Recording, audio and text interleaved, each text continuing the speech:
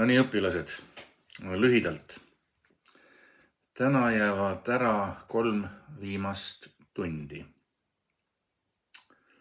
Joonistamine jääb ära, ajalugu jääb ära ja ka klassijuhataja tund jääb ära.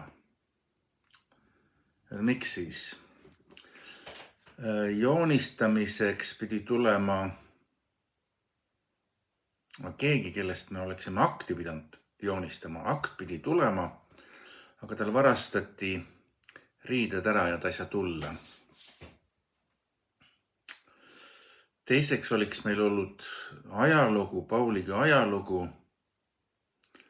aga seda pidi tulema meil andma AI ja üks Tartu Ülikooli tudeng. Kumbki sai tulla, ma ei tea, kus nad on. AI ei öelnud ja see tudeng ei julgenud öelda, kus ta on. Aga see selleks, et nüüd see klassijuhataja tund ka, et Heinz Valk pidi tulema. Aga ta ütles, et ükskord ta tuleb niikuinii. Nii et jääme ootama. Ja et miks mina ei saa tulla? Asi on selles, et paistab, et selline needus on peal, et ma iga 36 aasta tagant kukun rattaga. Ja oligi nii, et te muidugi teate, et see oli see briljant, mis ta nüüd oligi, briljant käsi. Olete näinud seda filmi.